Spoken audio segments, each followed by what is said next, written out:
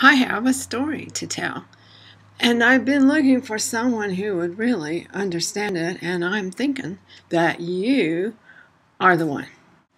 So here's my story. I'm in a cooking mode. I bought a new soup pot, and I know this isn't earth-shattering possibly, but I like my story and I want to share it with you. So the other day I decided to make split pea soup. I don't much like split. I can't even say it. I just don't like it enough to even pronounce it. So I wanted to make split pea soup. See, I have my little apron on and my little cooking hat. I'm trying to be a good visual aid for my story. But at any rate, I thought I had some split peas in my pantry and I wanted to use them up. So I got them out and I rinsed them off and I thought, ooh, these really look like old split peas. They're just a weird color. And so I made the soup and it didn't come together. Split peas kind of break down and they get kind of starchy and mushy and all that kind of thing. These didn't do that. They just wanted to be little hard BBs in the pan for a long time, or what seemed like a long time to me. And so I just thought, well, this is just too weird. And then I sat down to eat the soup and I thought, this just does not taste like the last time I made split pea soup. And I just don't know. I mean, the only other thing I had in my pantry were lentils, and I dislike lentils more than I dislike split pea soup. And so I kept eating, and then finally I realized that I had actually used the lentils rather than split peas, which I didn't have any more of. And so this leads me to that saying that everybody likes to say at one time or another, you see what you want to see.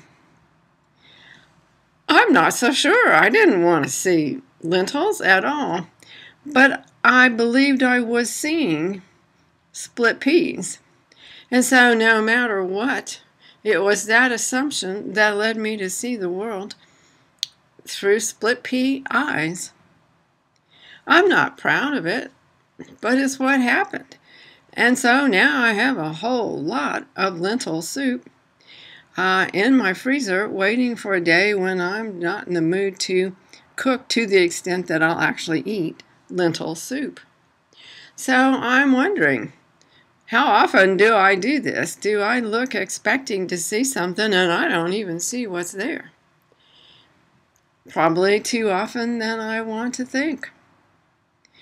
But mercifully, in this life, if I don't want to think about it, I don't have to think about it, and I can look in another direction, and I can see the world the way I want to, until, of course, something occurs, and then I have to recognize that, you know what, no matter how much I think it is, a split pea is never going to be a lentil.